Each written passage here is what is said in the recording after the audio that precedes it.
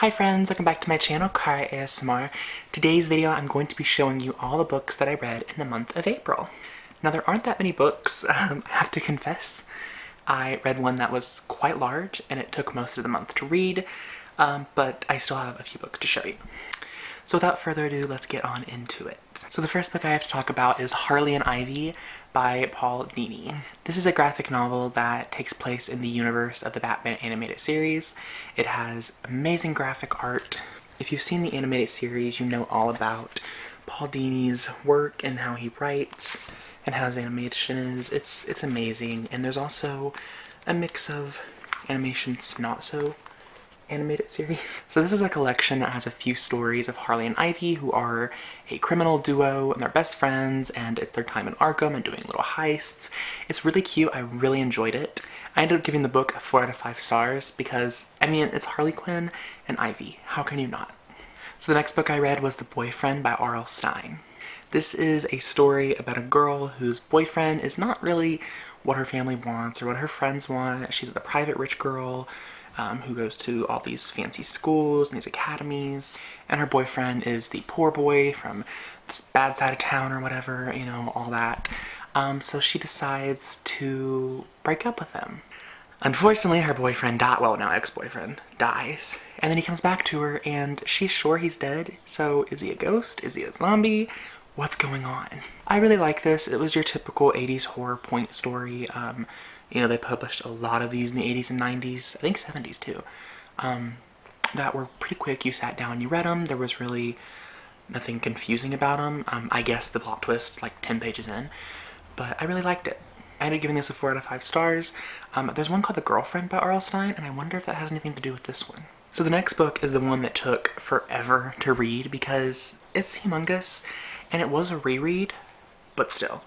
The book is The Host by Stephanie Meyer. I first read this book in 7th or 8th grade. I was very young. I had just went and saw the film with one of my best friends at the time.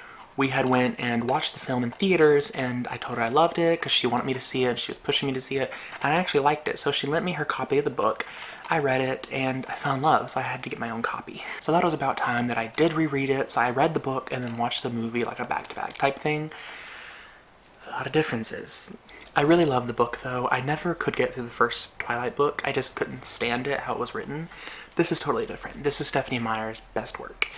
If you pick up one thing, pick up this. I ended up giving this book a 5 out of 5 stars. I want to do another reread, like maybe next year or something, and do a tagging, like a paper, you know what I mean? No, they don't. I want to like tab it and highlight things that I like and stuff, so yeah. Oh, by the way, this book's about a girl who gets an alien implanted in her brain and she still survives. So it's 2 minds into 1 body. And Saoirse Ronan's in the film. Honestly, if you've watched the film or read the book, are you Team Ian or Team Jared? I know I'm Team Ian. And then the last book I read this month, I actually just finished this today, the day that I'm filming this, and it is City of Bones by Cassandra Clare. I am starting for summer, which is for me May, June, July, August, September. A lot of months. I'm going to be reading all of Cassandra Clare's books. I'm going to sprinkle in a few books here and there, but I want to be able to finish all her books because there's 17, I think, and then September an 18th one is being released. Or maybe it's 16th and 17th. So yeah, I gave it a 4 out of 5 stars. It was good. This was my 4th or 5th time reading it.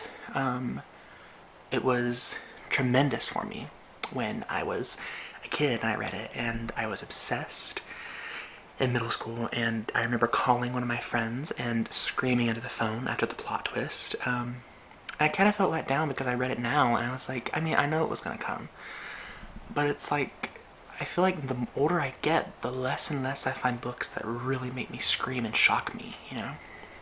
So, but I want to continue on with the series. I'm going to be reading City of Ashes next, so be prepared for the May wrap-up to just be a bunch of different Cassandra Clare books. And that is all the books that I read in the month of April. I told you it wasn't a lot, but I mean, it was books. We talked about them. It's fine. I'm definitely not behind on my Goodreads reading challenge. Come June, I think probably the end of June, I'll do a like checkpoint on my reading goals for the year and see where we're at with all that. Because I'm doing pretty good so far. I'll let you know that. But yeah, thank you so much for watching. Until next time, remember you're beautiful, you're wonderful, and you are loved. Bye!